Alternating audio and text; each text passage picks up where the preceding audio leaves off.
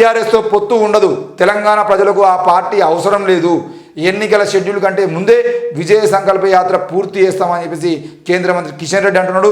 విజయ సంకల్ప యాత్ర వాహనాలకు భాగ్యలక్ష్మి అమ్మవారి ఆలయం వద్ద పూజలు నిర్వహించిన కేంద్ర మంత్రి కిషన్ రెడ్డి, ఇతర నాయకులు అంటే ఈటెల రాజేంద్రను, కామారెడ్డి ఎమ్మెల్యే వీళ్ళందరూ వెంకటరెడ్డి ఇట్లా ఉన్నాడు. మొత్తానికైతే పార్లమెంట్ ఎన్నికల్లో ఎట్టి పరిస్థితుల్లో కూడా బీఆర్ఎస్తో పొత్తు ఉండదని కేంద్ర మంత్రి బీజేపీ రాష్ట్ర అధ్యక్షుడు కిషన్ రెడ్డి కుండబద్దలు కొట్టారు. మెడ మీద తలకాయ లేని వాడు బీఆర్ఎస్ బీజేపీ పొత్తు అని మాట్లాడుతున్నానని వాడు మూర్ఖుడు దుర్మార్గుడు చేస్తున్న ప్రచారాన్ని తాము ఖాతరు చేయమన్నారు. సోమవారం తమ పార్టీ కార్యాలయంలో విజయ సంకల్ప యాత్ర పోస్టర్ను ఆవిష్కరించారు. ఈ సందర్భంగా ఆయన మాట్లాడుతూ తెలంగాణ ప్రజలను బీఆర్ఎస్ 10 ఏళ్లుగా మోసం చేసిందని, ఆ పార్టీ తెలంగాణకు అవసరం లేదన్నారు. బీఆర్ఎస్ కాంగ్రెస్ 2 కుటుంబ పార్టీలేనని, వారి మాదిరిగా తాము చీకటి రాజకీయాలు చేయమన్నారు. పార్లమెంట్ ఎన్నికల్లో తెలంగాణలో బీజేపీ బీఆర్ఎస్ పొత్తు పెట్టుకుంటాయని గత కొన్ని రోజులుగా జరుగుతున్న ప్రచారంపై ఆయన స్పందించారు. ఇకపోతే ఇదే వార్తకు మరి బాలకృష్ణ మాట్లాడుతున్నాడు. పొత్తు ఎవరు అడిగిర్రు? మాది సెక్యులర్ పార్టీ, మా నాయకుడు లౌకికవాది, బీజేపీతో జట్టు కట్టే ప్రసక్తే లేదు, మేడిగడ్డ చుట్టూ కుట్రలు సాగుతున్నాయని చెప్పేసి బాలకృష్ణ అంటున్నాడు. ఏంటి మీ నాయకుడు లౌకికవాదా? మీది సెక్యులర్ పార్టీయా?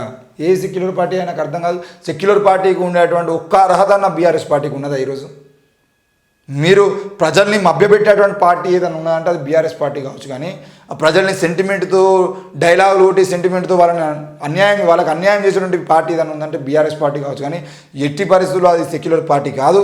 మీ నాయకుడు లౌకికవాది కాదు. ఈరోజు లక్షల కోట్ల రూపాయలని ప్రజాధనాన్ని నిరుపయోగంగా మార్చినటువంటి నాయకుడు లౌకికవాది ఎట్లయితాడు? ఈరోజు కోట్లాది 100 కోట్ల రూపాయలను ఈరోజు ఆలయాల కోసం కట్టి, ఆలయాల కోసం కేటాయించి, యాగాలు యజ్ఞాల కోసం 100 కోట్ల రూపాయలు ఖర్చు చేసి కనీసం ఇక్కడ చదువుకున్నటువంటి బిడ్డలకి స్కాలర్షిప్లు ఇవ్వటువంటి పరిస్థితుల్లో మీ ప్రభుత్వం ఆనాడు ఉన్నది. ఎంతోమంది స్కాలర్షిప్ల కోసం, రీఇంబర్స్మెంట్ కోసం ఈ తెలంగాణ రాష్ట్రంలో అన్యాయానికి గురైనటువంటి విద్యార్థులు ఎంతోమంది ఉన్నారు. మరి మీరు మీ నాయకుడు లౌకికవాది, మేము సరైన న్యాయం చేస్తామని చెప్పేసి మాట్లాడడం సరైనది కాదు. ఇకపోతే బీజేపీతో పొత్తు పెట్టుకుంటామని ఎవరు చెప్పారు? మాది సెక్యులర్ పార్టీ, తమ నాయకుడు కేసీఆర్ సెక్యులర్ నాయకుడు అని మాజీ ఎమ్మెల్యే బాలకృష్ణ అన్నారు. తెలంగాణ భవన్లో సోమవారం ఆయన మీడియాతో మాట్లాడారు. గడిచిన 15 రోజుల్లో 4 గురుకుల విద్యార్థినులు ఆత్మహత్యలు చేసుకున్నారని, ప్రభుత్వం ఇప్పటి వరకు స్పందించలేదని, అక్కడ ప్రజా సంఘాలు ధర్నాలు చేస్తున్న మంత్రులు ఎమ్మెల్యేలు పట్టించుకోవడం లేదని ఆవేదన వ్యక్తం చేశారు. యూట్యూబ్ ఛానళ్లు మేధావులకు ఈ విద్యార్థినుల ఆత్మహత్య కనిపించడం లేదా అని ప్రశ్నించారు. మేధావులు స్పందించాలి, తెలంగాణ ప్రజలు ఆలోచన చేయాలన్నారు. సీఎం రేవంత్ రెడ్డి ఇలాంటి ఘటనలు చోటు చేసుకుంటే రాష్ట్రంలో సమస్యలు లేనట్టు ఢిల్లీకి చక్కర్లు కొడుతున్నారని చెప్పేసి విమర్శ చేశారు. బాలకృష్ణకు గుర్తుపెట్టుకోవాల్సిన విషయం ఏంటంటే, ఈరోజు ఏమంటున్నాడు? యూట్యూబ్ ఛానళ్లకు మేధావులకు ఈ విద్యార్థుల ఆత్మహత్య కనిపించడం లేదా అని చెప్పేసి ముఖ్యంగా ఆయన మాట్లాడేది క్యూ న్యూస్ తీన్మార్మలనో లేదంటే మిగతా వాళ్ళనో తొలివేలుగు రఘు లాంటి వాళ్ళనో విమర్శ చేస్తున్నాడు.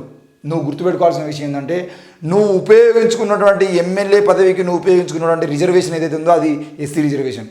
ఈరోజు చచ్చిపోతున్న బిడ్డలు ఎస్సీ బిడ్డలు. దమ్ము ధైర్యం ఉంటే వచ్చి ఆ బిడ్డల కోసం, ఆ బిడ్డలకు న్యాయం చెప్పాలని చెప్పేసి ఇక్కడ చెప్పులు రావట్టు.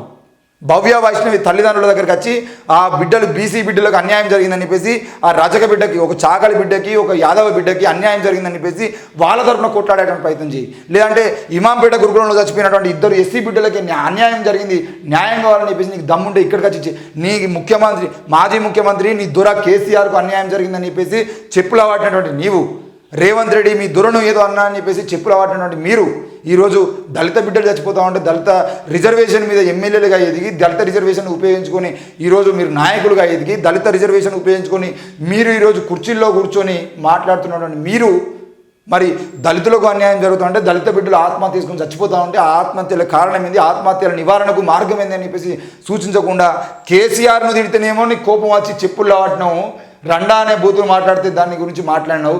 ఈరోజు బిడ్డల బతుకులాగమవుతా ఉంటే నువ్వు మళ్ళా తెలంగాణ భవన్లో కూర్చొని నీ దురభవన్లో దురగడిలో కూర్చొని మాట్లాడుతున్నావు. కానీ దురగడ దాటి ఈరోజు భువనగిరికో లేదంటే ఇమాంపేటకో సూర్యాపేటకో అట్లా ధైర్యం కూడా చేయలేకపోతున్నావు. నువ్వు ఏ బిడ్డల తల్లిదండ్రుల ఓట్లతో గెలిచినావో ఆ బిడ్డలకు అన్యాయం జరుగుతూ ఉంటే మళ్ళీ దురగడిలోకి వెళ్ళి బయటకు వచ్చే పరిస్థితి లేదు. నీకు ఈ తెలంగాణ బిడ్డల గురించి మాట్లాడే అర్హత ఉన్నదా లేదా అనేది ఒకసారి ఆలోచించుకో. యూట్యూబ్ ఛానళ్లకు మేధావులకు సంబంధించిన విషయంలో మాట్లాడుతున్నావు.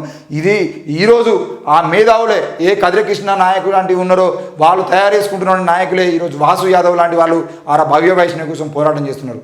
ఈరోజు సీఎం చైతన్య మహిళా సంఘం నాయకులు అలాగే ఈ తెలంగాణ రాష్ట్రంలో ఉన్నటువంటి ఒక యాదవ్ బిడ్డ రాజారాం యాదవ్ లాంటి వాళ్ళు కూడా ఈరోజు వాళ్ళకు మద్దతుగా పోరాటం చేస్తున్నారు. మల్లు లక్ష్మి లాంటి వాళ్ళు లేదంటే స్కైలా బాబు లాంటి వాళ్ళు ఎంతోమంది అడిగి పోరాటం చేస్తున్నారు. అవన్నీ మీ మీడియా ఎక్కడనేది మీ తెలంగాణలో మీ పార్టీకి బీఆర్ఎస్ పార్టీకి సంబంధించిన టీ న్యూస్ లేదా? మరి అది పోయి స్పెషల్ ఫోకస్ కింద వార్తలు ఎందుకు కవర్ చేస్తలేదు? దాని గురించి మాట్లాడు. నమస్తే తెలంగాణ వాళ్ళ మీద ఆర్టికల్స్ ఎందుకు రాస్తలేదు? ఈరోజు కేసీఆర్ను తిడితే కోపం వస్తుంది, రేవంత్ రెడ్డి మీద మీరు ప్రతిపక్ష నాయకులుగా మీరు విషయం కక్కుతున్నారు తప్ప ఈరోజు అదే బిడ్డల కోసం నువ్వేం చేసినావు, నువ్వు మాట్లాడుతున్నావు కానీ నువ్వేం చేసినావో చెప్పిన తర్వాత మాట్లాడుకుందాం. తప్పకుండా రేవంత్ రెడ్డి ఆ విషయంలో ఫెయిల్.